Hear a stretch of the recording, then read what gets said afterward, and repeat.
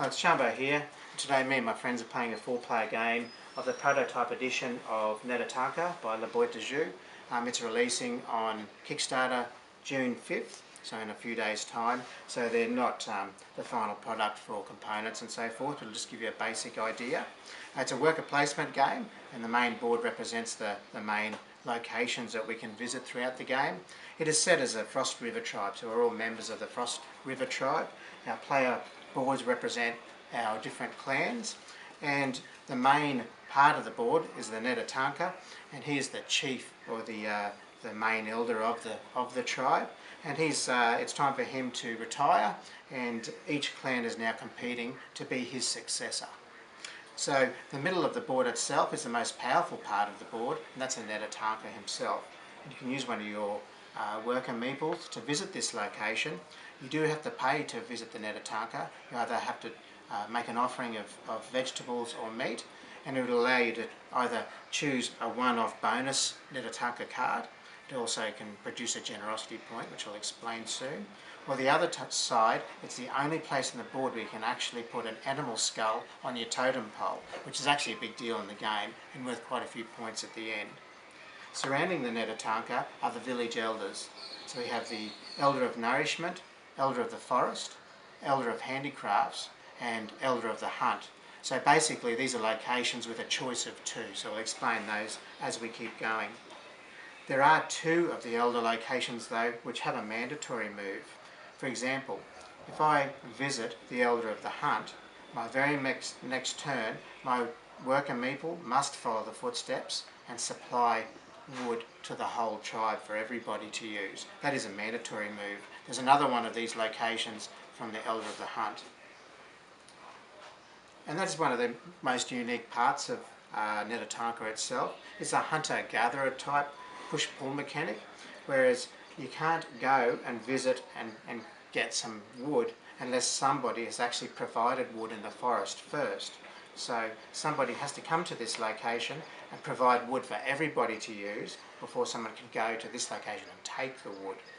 If you do supply the wood, you don't get any resources yourself, but you do get a generosity point. You can cash that in for points at the end game, or you can spend it by making an offering over in this location. Another interesting or unique part of the gameplay for Neta Tanka is the use of links.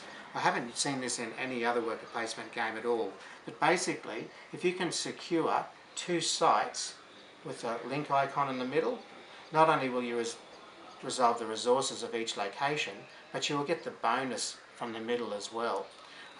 The elders themselves have probably the most powerful links, being generosity points, meat, which can be hard to come by because we have to actually hunt the animal first, and these animal skulls again, very, very rare in game.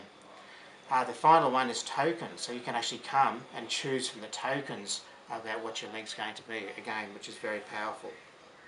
So the game progresses over 10 rounds. These cards, they're called canoe cards, they represent 1 round per game. So when this deck is exhausted, that will trigger the end game. So the canoe area may give you the first player token and also an extra worker you can use called a visiting tribesman. And they also give you one-off bonuses. So after the next turn, a new one will come and this one will be discarded. So why are we doing all this? We're doing all this to accumulate points and to show that our clans people that we have got what it takes to lead the tribe. So our player board is representative of all the things we need to do to acquire points in game. The first one is the tent track. So we can start building tents from the left side to the right. The more tents we build, the more points we'll get by the end of the game. To build a tent, we will need 2 hide and 1 wood. So we have to visit locations on the main board to actually be able to physically do that. Throughout the game too, there are going to be some nourishment requirements to keep building tents for our people. In the middle of the player board itself is a place where we physically build our own totem pole. The highest totem pole will be tracked and monitored on this scoring track here, and you will receive 8 points by the end game if you have the highest, and you get negative points if you have the lowest by end game. It's a real-time thing, and it really does create some intensity throughout the game. You also get sets, 1 animal skull and 2 wood. on your totem pole will get you 5 points. So the most sets of stages in your totem pole will get you more points at the end as well. The bottom part of the board itself is the nourishment phase. So here we will acquire points if we can feed our people. So vegetables will fetch 1 point, meat will fetch 2 points. We start at the left hand side of the player board and work right the way over to the right. As soon as we fill up the first 5 spaces, we can then flip our special copy bonus tile.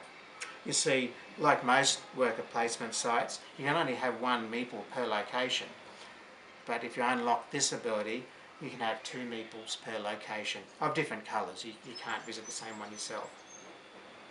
So that is quite a powerful bonus you can get in-game. Then right over to the very right-hand side is our handicraft section of our player board. Throughout the game we'll be wanting to visit handicraft locations to be able to either build drums, clothing, or bows. Every set of these at the end game of each different handicraft, a set of 3 will get you 5 points, plus you'll also get the individual victory points on each card as well.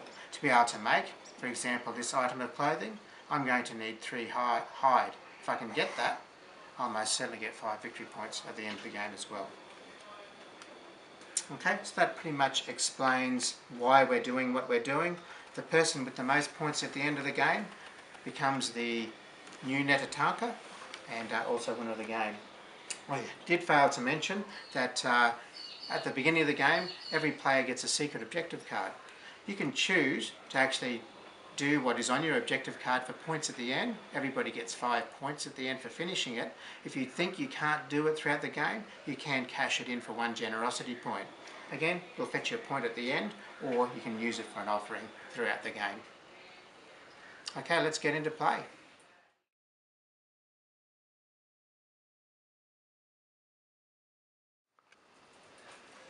Hi folks, I'm Rob. I'm playing red today. So my first move is I'm going to come to this location, which is the one which will allow us when we resolve to get some meat. Hi, I'm Scott. I'm playing green. I'm heading over to this location so that I can collect some wood. I'm up, am I? Yeah. Okay, I'm Charmbo, I'm yellow today, and it's my turn to pick a spot, hey? Language, please.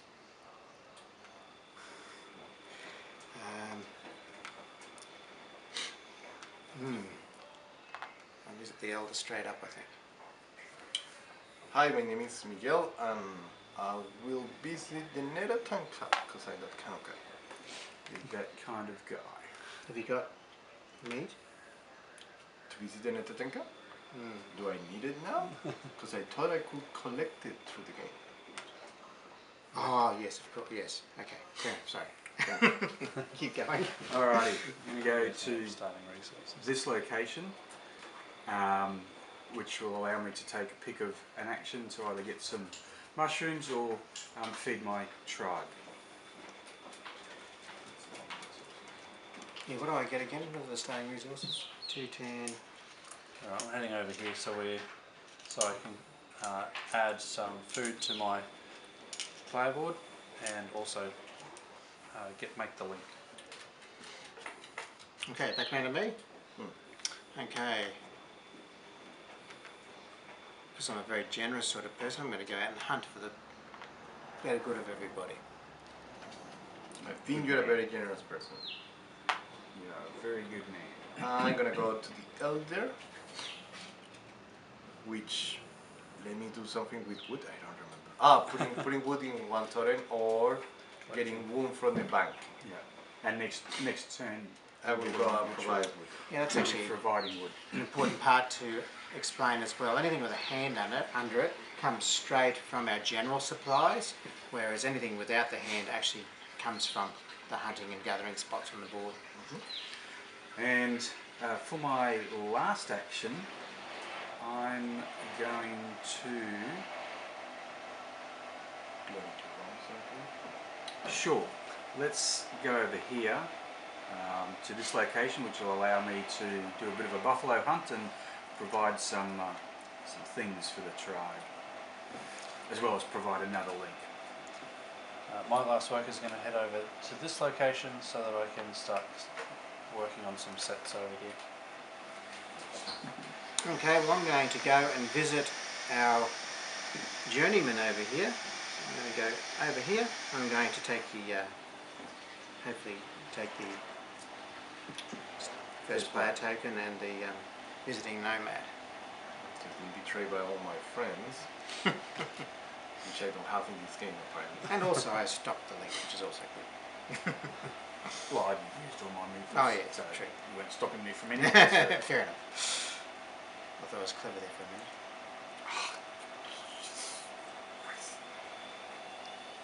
Anytime this year. I don't want to play at all. So what happened when I go here is You get one wood I and get all the of the one wood mushrooms. and all of the mushrooms From right? here. From and you are first. Yeah, does this transfer immediately or at the end of the turn? No, at the Yeah. end of the turn. the During next phase turn. 3, yeah. That's what I'm I trying assumed. to wonder if I'm Yeah. No. gonna get the second wood, like the wood as well. Well, he's going to get 2. You are green. No, you are green. He is green. And then I will get the other two. Yeah. Well, you'd get 1. You'd Yeah, get 1 mushroom and 1 the other wood. 2 resources. Okay. So everyone's placed. So we now resolve. I'm the first player temporarily, so I can resolve my actions in any order that I desire. Now, just remind me, what do I get here? You get 2 highs. Well, that was poor planning on my part, wasn't But it? you also kill a Yeah. buffalo. So, Yeah. so you kill the buffalo, you add meat, and we you add the hide, yes. and then you Then I can gain take the 2 hides. hide. Right, so we're So going to because you flip kill a that one over. buffalo, you get 3 hives and 3 meat Yeah. to the tribe. To the tribe, because I'm that sort of generosity giving sort of tribesman. No, you just wasted meat. And then I will take two of the hides for that action and add them to my supply. So that's that action. From this action I will take, Flip him down when you're done. yeah, I'll take 2 of the meat.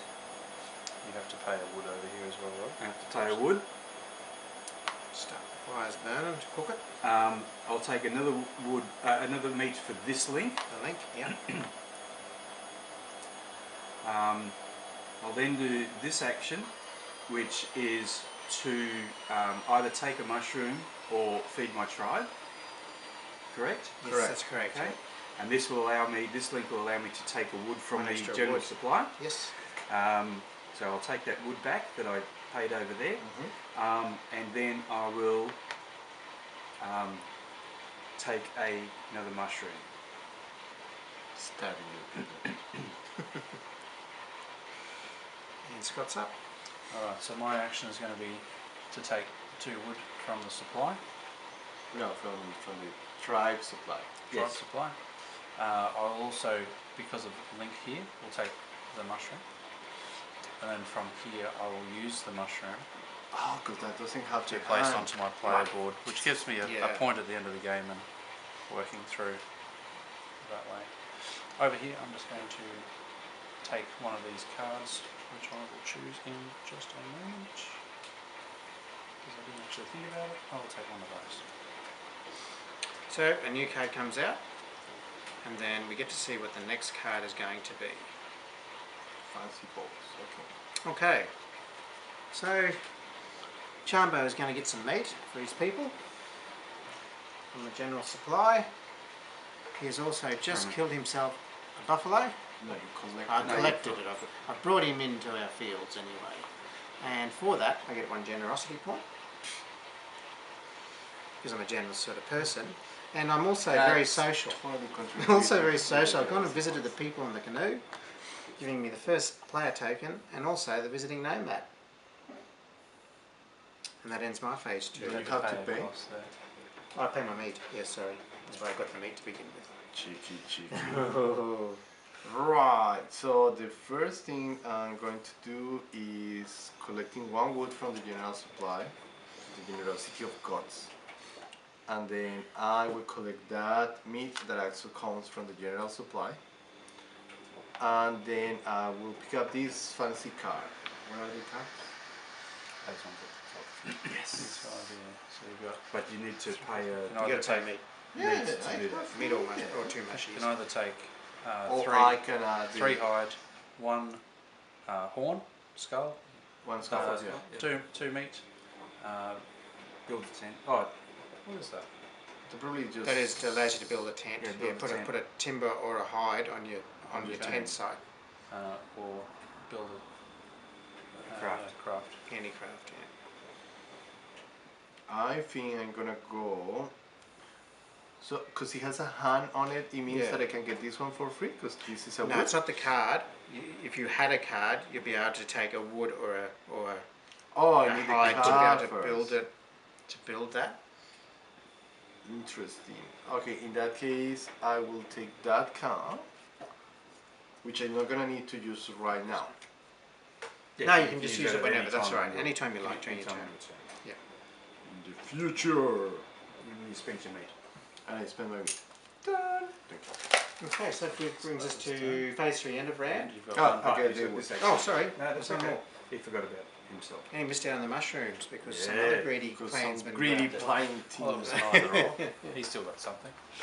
Okay, so phase 3, end of round. So if you welcome the visiting nomad, which I have, I get the first player token and the nomad. I've already done that.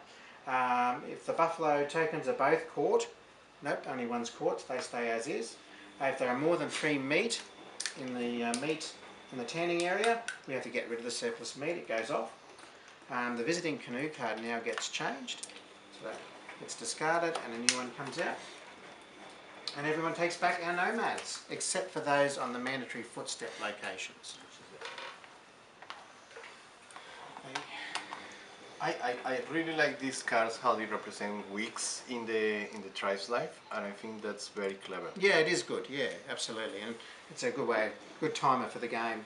As well, yeah. Oh, that one stays. Yeah, no, that's stays, wandered yes. the forest path My bad. to assist the rest of So us. Shane now Okay, is I'm first. up now. Yeah, and I have no strategy at all, which is terrible. But I think I'm going to go here and get me some meat.